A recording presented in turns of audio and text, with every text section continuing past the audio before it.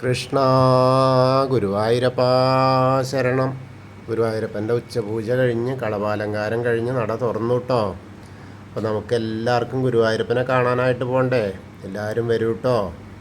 ഇന്നിപ്പോൾ ചൊവ്വാഴ്ചയാണ്, തിരക്കൊന്നുമില്ല, സുഖമായിട്ടുള്ള ദർശനമാണ്. എല്ലാ ഭാഗത്തും ഒഴിഞ്ഞു കിടക്കണ പോലെയാണ്, കുറേശ്ശെ ആളുകളാണല്ലോ. ഇന്നലെ ഒക്കെ നല്ല തിരക്കായിരുന്നു. ഇന്നലെ ഉച്ചപൂജ ഉദയാസ്തമന പൂജയുടെയൊക്കെ തിരക്ക്. അതേപോലെ ഇപ്പോൾ നാളെ ബുധനാഴ്ച നാളെ ഉണ്ടാവും. തിങ്കൾ ബുധൻ വെള്ളി ഉദയാസ്തമന പൂജ ഉണ്ട്, അതിൻ്റെ തിരക്കുണ്ടാവും. അതൊക്കെ നോക്കിയിട്ട് വരണം കേട്ടോ. ചൊവ്വാഴ്ചയൊക്കെ ആകുമ്പോൾ കുഴപ്പമില്ല. ഇപ്പോൾ വെക്കേഷനൊക്കെ കഴിഞ്ഞു, എല്ലാം കൊണ്ടും ഇനി ഇപ്പോൾ വലിയ തിരക്കുണ്ടാവാത്ത കാലമാണ്. അപ്പോൾ എന്തായാലും വരാനൊക്കെ നോക്കുക എല്ലാവരും. നമുക്ക് തൊഴാനായിട്ട് പോവാം. ആദ്യം തന്നെ കിഴക്കേ നടയിൽ വന്നിട്ട് ആ മഞ്ജുള വാരസ്യാരെ ഒക്കെ ഒന്ന് സ്മരിച്ച് മഞ്ജുളാൽ നോക്കി ഒന്ന് പ്രദക്ഷിണം ചെയ്യാം. അതേപോലെ ആ ഗരുഡൻ്റെ വെങ്കല പ്രതിമയൊക്കെ കണ്ട് ഒന്ന് നോക്കി തൊഴുത് അങ്ങനെ പ്രദക്ഷിണമായിട്ട് വരുമ്പോൾ കുറച്ചിങ്ങോട്ട് എത്തിയാൽ പോസ്റ്റ് ഓഫീസിൻ്റെ അവിടെ തീയരമ്പലം എന്ന് പറയുന്ന സ്ഥലം, അതിൻ്റെ ഒരു വിളക്ക് മാത്രമാണ് ഇപ്പോൾ കാണാനുള്ളത്. ആദ്യം അവിടെ ഉണ്ടായിരുന്നുള്ളൂ. ആദ്യം കുറച്ച് ഈഴവര മുതലുള്ള താഴോട്ടുള്ള ജാതികൾക്കൊക്കെ അവിടെ വന്നിട്ടുള്ള നിൽക്കാൻ മാത്രമേ പറ്റിയിരുന്നുള്ളൂ. അകത്തേക്കൊന്നും ദർശനത്തിനുള്ള അനുമതി ഉണ്ടായിരുന്നില്ല. അതൊക്കെ മാറിയത് ആ ക്ഷേത്രപ്രവേശന വിളംബരത്തോടു കൂടിയിട്ടാണ്. അപ്പം എന്തായാലും ഇന്നത്തെ അവസ്ഥ ആ പഴമയുടെ ഒരു കാഴ്ചയാണ് ആ തീയരമ്പലം എന്നുള്ളത് കൊണ്ട് ഉദ്ദേശിക്കുന്നത്. ഇപ്പോഴും ചില കാര്യങ്ങൾ അവിടെ നിന്നാണ് ഉത്സവത്തിൻ്റെ തുടക്കമൊക്കെ വരുന്നത്, ജലത്തിൻ്റെ. അപ്പോൾ എന്തായാലും നമ്മളവിടെയൊക്കെ കണ്ടു. അങ്ങനെ വരുമ്പോൾ പുതിയ ആ ഗോപുരത്തിൻ്റെ മുകളിൽ തന്നെ ഇഷ്ടംപോലെ കൊത്തുപണികളായിട്ടുള്ള വിഗ്രഹങ്ങൾ ഇങ്ങനെ കാണാം. ഇതൊക്കെ കണ്ട് ഇങ്ങനെ ആസ്വദിച്ച് നമുക്ക് വരാം. അങ്ങനെ വരുമ്പോൾ മേൽപ്പത്തൂർ ഓഡിറ്റോറിയത്തിൻ്റെ പുറകു വശത്തായിട്ട് വന്ന് ഗണപതി ക്ഷേത്രത്തിലേക്ക് വരാം. അത്തിമര ഗണപതിയെ കാണാം. അവിടെ വന്ന് സുഖദർശനമാണ്, കാരണം തിരക്കേ ഇല്ല. 4 പുറത്തുനിന്ന് നോക്കാം, സുഖമായിട്ട് ഗണപതി ഭഗവാനെ കണ്ട് ഏത്തൊക്കെ ഇടാം, മുട്ടൊക്കെ ഇറക്കണമെങ്കിൽ ഇറക്കാം. അതൊക്കെ കണ്ട് തൊഴുത് ഇങ്ങനെ പോരാം. അങ്ങനെ വരുന്നതിൻ്റെ മുന്നേ ഞാനിപ്പോൾ പറയാൻ മറന്നതാണ്, കുറേ ആയി. അവിടെ മ്യൂസിയം ഉണ്ട്. ഫസ്റ്റ് അങ്ങോട്ട് കിടക്കുമ്പോൾ തന്നെ ഉള്ള അവിടെ സ്ഥലത്ത് മ്യൂസിയം ഉണ്ട്. പൈസ ഒന്നും വേണ്ട, സുഖമായിട്ട് പോയിട്ട് കാണാം. അതായത് ഗുരുവായൂരിലെ പ്രൗഢികൾ, ഓരോ പഴയ കാല കാര്യങ്ങളും അവിടെ ഉണ്ട്. അതൊക്കെ കാണാം. കണ്ടവരൊക്കെ ഇനി വീണ്ടും കാണാൻ നോക്കുക. കാണാത്തവരൊക്കെ ഒന്ന് ശ്രദ്ധിച്ച് അവിടെ വന്നിട്ട് കാണാൻ ശ്രമിക്കുക. അപ്പോൾ കണ്ട് തൊഴാം. അതൊക്കെ പുതിയ അറിവുകളൊക്കെ നമുക്ക് കിട്ടും. അങ്ങനെ നമ്മൾ ആ ഗോപുരവാതിൽ കടന്ന് അകത്തേക്ക് പോവുകയാണ്. അകത്തേക്ക് പോകുമ്പോൾ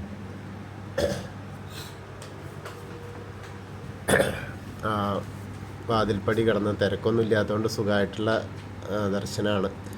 അകത്തേക്ക് ഇങ്ങനെ നോക്കുമ്പോൾ ശ്രീലകത്തെ ആ ഒരു നെയ്വിളക്കിൻ്റെ പ്രഭ നമ്മൾക്കിങ്ങനെ കാണാൻ കഴിയും.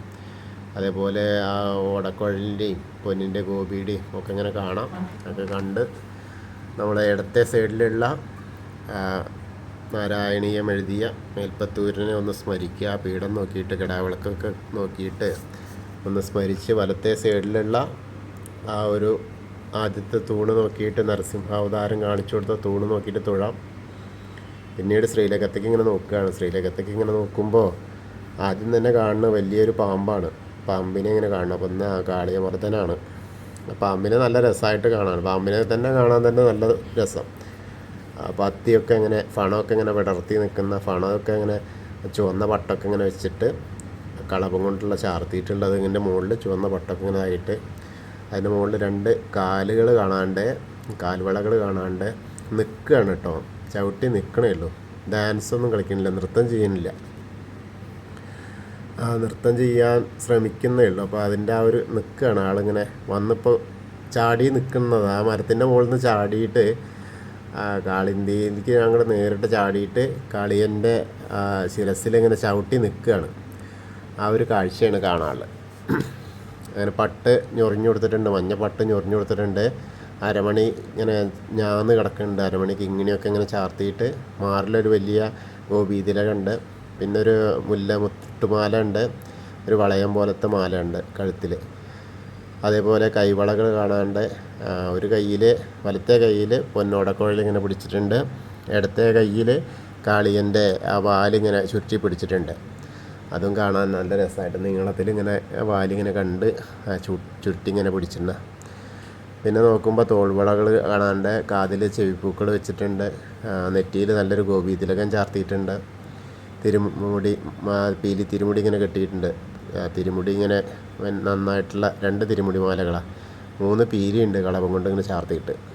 തിരുമുടി മാലകൾ 2 ഉണ്ട്, തുളസിയും തെച്ചിയായിട്ടുള്ളതും തുളസിയും വെളുത്ത പൂവായിട്ടുള്ളതും. അതേപോലെ ഒരു ഉണ്ടമാല, നല്ലൊരു ഉണ്ടമാലയുള്ളൂ, തെച്ചിയും തുളസിയും വെളുത്ത പൂവും കൂടി ഇടകലർന്നിട്ട് ഇങ്ങനെ നന്നായിട്ട് നല്ല വലിയ ആ മാലയാണ്. അപ്പോൾ എല്ലാവരും കണ്ട് തൊഴുതോളൂ കേട്ടോ. നമ്മളിപ്പോൾ സോപാനപ്പടിയിൽ നിന്ന് വന്നിട്ട് ഗുരുവായൂരപ്പൻ്റെ ശ്രീലകത്തേക്ക് ഇങ്ങനെ നോക്കി തൊഴുകയാണ്. എല്ലാവരും പ്രാർത്ഥിച്ചോളൂ. അങ്ങനെ നമ്മൾ അവിടുന്ന് പ്രാർത്ഥനയൊക്കെ കഴിഞ്ഞ് തൊഴുത് ഇറങ്ങുകയാണ്. ഇറങ്ങുമ്പോൾ ആദ്യം കാണുന്ന ആ ബലിക്കല്ല് നോക്കിയിട്ട്, അഗ്നികോണിലത്തെ ബലിക്കല്ല് നോക്കിയിട്ട് തൊഴുകയാണ്. പിന്നീട് നമ്മൾ നേരെ തിടപ്പള്ളി നോക്കി തൊഴുക. അതുപോലെ ഒന്ന് തിരിഞ്ഞു നിന്നാൽ ചുമരിൻ്റെ മുകളിൽ ഉള്ള ചിത്രം, ആലിലക്കണ്ണൻ്റെ ചിത്രം കണ്ട് തൊഴാം. പിന്നീട് സപ്തമാതാക്കളെ കണ്ട് തൊഴാം. അങ്ങനെ വന്ന് ഗണേശൻ്റെ അടുത്ത് വരിക. ഗണേശൻ്റെ അടുത്ത് ഇങ്ങനെ അധികം ഇതൊന്നും ആയിട്ടില്ല, അലങ്കാരങ്ങളൊക്കെ ആയി വരുന്നേ ഉള്ളൂ. വലിയൊരു പൊട്ടൊക്കെ വെച്ചിട്ടുണ്ട് എന്നല്ലാതെ വേറെ കാര്യങ്ങളൊന്നുമില്ല. ഓരോരോ ഭാഗങ്ങൾ അണിഞ്ഞിങ്ങനെ വരുന്നേ ഉള്ളൂ. അപ്പോൾ നമുക്ക് ഗണേശനെ കണ്ട് പ്രാർത്ഥിക്കാം. എല്ലാവരും പ്രാർത്ഥിച്ചോളൂ. ഏകദന്തം മഹാകായം തപ്തകാഞ്ചന സന്നിഭം ലംബോദരം വിശാലാക്ഷം വന്ദേഹം ഗണനായകം. അത് കഴിഞ്ഞാൽ സരസ്വതി അറയിലേക്ക് നോക്കിയാൽ കടാവിളക്ക് കത്തി നിൽക്കണു. സരസ്വതി ദേവിയുടെ ഫോട്ടോ കാണാം. അപ്പോൾ അവിടേക്ക് നോക്കിയിട്ട് പ്രാർത്ഥിക്കാം. സരസ്വതി നമസ്തുഭ്യം വരദേ കാമരൂപിണി വിദ്യാരംഭം കരിഷ്യാമി സിദ്ധിർഭവതു മേ സദാ. അങ്ങനെ അത് കണ്ട് തൊഴുത് അവിടുന്ന് ഇങ്ങനെ പോരുമ്പോൾ ആ കോർണറിലെത്തിയാൽ ചെറിയ ഗണപതീനെ കാണാം. ഗണപതീനെ ഒന്ന് തൊട്ട് തലയോടിയിട്ട് തൊഴാം. അവിടെ ഒരു തുളസിമാല ചാർത്തിയിട്ടുണ്ട്. പിന്നെ അതേപോലെ മത്സ്യാവതാരത്തിൻ്റെ മുകളിലുണ്ട് ഒരു തുളസിമാല. പിന്നെ മത്സ്യം, കൂർമ്മം, വരാഹം, നരസിംഹം വരെയുള്ള രൂപങ്ങളൊക്കെ കാണാം. പിന്നെ മേൽശാന്തിയിൽ അവിടെ നിന്ന് അർച്ചന പ്രസാദമൊക്കെ വാങ്ങാം. പിന്നീട് വരുമ്പോൾ ആ വാമന രൂപം കാണാം. അതേപോലെ ഗജേന്ദ്രമോക്ഷത്തിൻ്റെയും പിന്നെ ഗരുഡൻ്റെ പുറത്തിരിക്കുന്ന ഗരുഡാരൂഢനായിരിക്കുന്ന മഹാവിഷ്ണുവിനെ കണ്ട് പ്രണമിക്കാം. പിന്നീട് നമ്മൾ അനന്തപത്മനാഭനെ, അനന്തശായിയായ അനന്തപത്മനാഭനെ കണ്ട് തൊഴാം. അവിടെ ധാരാളം പൂക്കൾ ഉണ്ട്, മാലകൾ, തുളസി മാലകൾ ധാരാളം ചാർത്തിയിട്ടുണ്ട്. മുകളിൽ ലക്ഷ്മി വിളക്കിൽ ധാരാളം നെയ്യ് ഒഴിച്ച്, നല്ല വലിയ വിളക്കല്ലേ, നന്നായിട്ട് പ്രകാശിച്ച് കത്തുണ്ട്. അവിടെ തൊഴുതിട്ട് നമ്മൾ ശ്രീകോവിലിൻ്റെ പുറകുവശത്തായിട്ട് വന്ന് സാഷ്ടാംഗം നമസ്കരിക്കുക. അതിന് ശേഷം നമുക്ക് എന്തൊക്കെ പറയാനുള്ള വെച്ചൊക്കെ അവിടെ പറയാം. പിന്നീട് തിരിച്ചിങ്ങനെ വരുമ്പോൾ ബാക്കിയുള്ള ദശാവതാര രൂപങ്ങളൊക്കെ കണ്ട് ശ്രീരാമചന്ദ്രനെയും ബലരാമനെയും ഭാർഗവരാമനെയും അതേപോലെ കൃഷ്ണനെയൊക്കെ കണ്ട് തൊഴാം. പിന്നെ മുരുകൻ്റെ അടുത്ത് വന്നിട്ട് തൊഴാം. മുരുകൻ്റെ അവിടെ വന്ന് തൊഴുത് ഹനുമാൻ സ്വാമിയുടെ അടുത്ത് വരിക. ഹനുമാൻ സ്വാമിയുടെ അടുത്ത് വന്നിട്ട് പ്രാർത്ഥിക്കുക. അവിടെ നിന്ന് കുങ്കുമം കൊണ്ടുള്ള അഭിഷേകം മാത്രമേ കാര്യമായിട്ട് കാണാനുള്ളൂ കേട്ടോ. അപ്പോൾ ഹനുമാൻ സ്വാമീനെ എല്ലാവരും പ്രാർത്ഥിച്ചോളൂ. ത്വമസ്മിൻ കാര്യനിര്യാഗേ പ്രമാണം ഹരിസത്തമ ഹനുമാൻ യജ്ഞമാസ്തായ ദുഃഖക്ഷയകരോ ഭവ മനോജവം മാരുതതുല്യവേഗം ജിതേന്ദ്രിയം ബുദ്ധിമതാം വരിഷ്ഠം വാദാത്മജം വാനരയൂതമുഖ്യം ശ്രീരാമദൂതം ശിരസാ നമാമി. ബുദ്ധിർബലം യശോധൈര്യം നിർഭയത്വം അരോഗത അജാഡ്യം വാക്പടുത്തം ഹനുമസ്മരണാത് ഭവേത്. ഓം നമോ ഭഗവതേ ആഞ്ജനേയായ മഹാബലായ സ്വാഹ. അങ്ങനെ ഹനുമാൻ സ്വാമിയെ കണ്ട് തൊഴുതു പ്രാർത്ഥിച്ചു. ആ രാധാകൃഷ്ണ വിഗ്രഹമൊക്കെ കണ്ട് തൊഴുത് നമ്മൾ ഓവിൻ്റെ അവിടെ വന്ന് പ്രാർത്ഥിക്കുക. അതിനുശേഷം കുറച്ച് പടിഞ്ഞാട്ട് മാറിയാൽ താമരക്കണ്ണനെ കണ്ട് തൊഴാം. പിന്നെ കിഴക്ക് വശത്തേക്ക് വരുമ്പോൾ ഗ്രില്ലിൽ കിടന്നാൽ ഉള്ളിലേക്ക് നോക്കിയാൽ ആ മണിക്കിണർ കാണാം. ആ തീർത്തൊക്കെ എടുക്കുന്ന മണിക്കിണർ കണ്ട് തൊഴാം. പിന്നെ അങ്ങോട്ട് തിരിഞ്ഞ് നോക്കിയാൽ നേരെ ആ നൃത്താറയിൽ, ഭഗവാന്റെ നൃത്താറയിൽ കെടാവിളക്ക് ഇങ്ങനെ കത്തി നിൽക്കണു.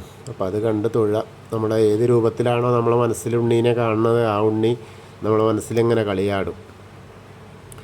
അങ്ങനെ അത് കണ്ട് തൊഴുത് പിന്നെ കുറൂരമ്മേനെയും അതേപോലെ നാരദരെയൊക്കെ കണ്ടിങ്ങനെ വരുമ്പോൾ ആ വസുദേവർ ആ ഉണ്ണീനായിട്ട് ഇങ്ങനെ പോരുന്ന കംസൻ്റെ രാജധാനിയിൽ നിന്ന് രാത്രി പോരുന്ന ഉണ്ണീനെ രക്ഷിച്ചു കൊണ്ടുപോരുന്ന ആ ഒരു കാഴ്ച, അനന്തൻ്റെ കുടയിലിങ്ങനെ പോരുന്ന ആ കാഴ്ച കാണാം. അങ്ങനെ കണ്ട് വടക്കേ നടയിലൂടെ പുറത്തിറങ്ങിയിട്ട് ആ പ്രസാദ കൗണ്ടറിൽ ചന്ദനം തീർത്തൊക്കെ വാങ്ങാം. അത് കഴിഞ്ഞാൽ നേരെ ഭഗവതിയുടെ അവിടെ എടത്തിരികത്തുകാവിലെ ഭഗവതിയെ കാണാനായിട്ട് പോവാം. അവിടെ നോക്കുമ്പോൾ ഒന്നും തിരക്കേ ഇല്ല കേട്ടോ, സുഖമായിട്ടുള്ള ദർശനം. അമ്മ അങ്ങനെ ചെറിയൊരു മുഖമായിട്ടാണ്, ചെറിയ കുഞ്ഞമ്മ കേട്ടോ. അപ്പോൾ അമ്മേനെ എല്ലാവരും കണ്ടോളൂ, തൊഴുതോളൂ. നല്ല തേജസ്സുള്ള അമ്മ, ചുവന്ന പട്ടൊക്കെ കൊടുത്തിട്ടുണ്ട്, നല്ല ചുവന്ന പൊട്ട് തൊട്ടിട്ടുണ്ട്, കണ്ണൊക്കെ എഴുതി ഇങ്ങനെ നല്ല രസമായിട്ട് ഉള്ള അനുഗ്രഹിക്കാനായിട്ടിരിക്കുക അമ്മ മക്കളേനെ. അപ്പോൾ എല്ലാവരും കണ്ട് പ്രാർത്ഥിച്ചോളൂ. സർവമംഗളമാംഗല്യേ ശിവേ സർവാർത്ഥ സാധികേ ശരണ്യേ ത്രയംബകേ ഗൗരി നാരായണി നമോസ്തുതേ. അത് കഴിഞ്ഞിട്ട് നേരെ കുറച്ചിങ്ങോട്ട് പോകുന്ന ആ കോർണറിലെത്തിയാൽ മമ്മിയൂരപ്പനെ പ്രാർത്ഥിക്കുക. നമശിവായ നമശിവായ നമശിവായ എന്നുള്ള മന്ത്രം ചൊല്ലിയിട്ട്, പഞ്ചാക്ഷരി മന്ത്രം ചൊല്ലി മമ്മിയൂരപ്പനെ മനസ്സിലിങ്ങനെ സ്മരിക്കുക. അപ്പോൾ നമ്മൾ മമ്മിയൂർ പോയി ദർശനം കിട്ടിയ ആ ഒരു പ്രതീതി ഉണ്ടാവും. പിന്നീട് കൊടിമരമൊക്കെ നോക്കിയിട്ട് ഇങ്ങനെ വരാം. ഇന്ന് അവിടെയൊക്കെ ആൾ കമ്മി, ആൾ രൂപ വഴിപാടിൻ്റെ അവിടെയൊക്കെ കുറവ് തന്നെയാണ്. അതേപോലെ മഞ്ചാടി അവിടെയൊക്കെ 2-3 കുട്ടികളുണ്ട് എന്ന് മാത്രമേ ഉള്ളൂ. പിന്നെ നെയ്വിളക്ക് കത്തിക്കുന്ന സ്ഥലത്ത് നോക്കിയാൽ അധികം വിളക്കുകളൊന്നുമില്ല. മറ്റേത് 2 തട്ടിലും നിറച്ച് വിളക്കുകൾ കത്തിച്ചിട്ടുണ്ടാവും. ഇന്ന് അത്രയൊന്നും ഇല്ല, ആകെ ഒരു 3-4 വിളക്കേ കാണാനുള്ളൂ. അതങ്ങനെ തെളിഞ്ഞ് കത്തുന്നുണ്ട്. അങ്ങനെ അവിടെയൊക്കെ കണ്ട് ഇങ്ങനെ തൊഴുത് ഇങ്ങനെ വരുമ്പോൾ കൊടിമരത്തിൻ്റെ അവിടെ നിന്ന് വീണ്ടും നമ്മൾ ഭഗവാന്റെ ശ്രീലകത്തേക്ക് നോക്കിയാൽ ആ രൂപത്തെ കാണാം. കാളിയമർദ്ദന രൂപത്തെ കണ്ട് വണങ്ങാം. അവിടെ നിന്ന് നമസ്കരിച്ച് നമ്മൾ കൂത്തമ്പലത്തിൻ്റെ അവിടെ വന്ന് കിടാവിളക്ക് കാണാം, അവിടെ ഒന്ന് തൊഴാം. പിന്നീട് അയ്യപ്പസ്വാമിയുടെ അടുത്ത് വന്നാൽ അയ്യപ്പസ്വാമീനെയും കണ്ട് തൊഴാം.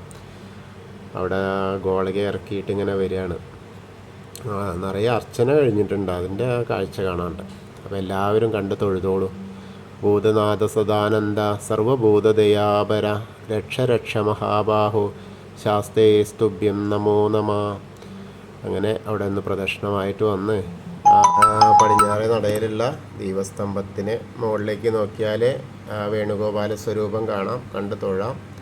പിന്നീടൊന്ന് പുറകിലോട്ട് ഇറങ്ങി നിന്നാൽ നേരെ കാണാം കൊടിമരത്തിൻ്റെ മുകളിലുള്ള ഗരുഡധ്വജനെ കണ്ട് തൊഴാം. അങ്ങനെ നമ്മൾ പടിഞ്ഞാറ് നടയിൽ കൂടെ തിരിച്ചിറങ്ങിയിട്ട് നേരെ ആ രുദ്രതീർത്ഥ കുളത്തെ ഒന്ന് പ്രദക്ഷിണമാവാം. അങ്ങനെ വരുമ്പോൾ അന്നലക്ഷ്മി ഹാളിൻ്റെ അധീനം വരുമ്പോൾ ഒന്ന് പ്രസാദ കൂട്ടിനൊന്നും അധികം തിരക്കില്ല കേട്ടോ.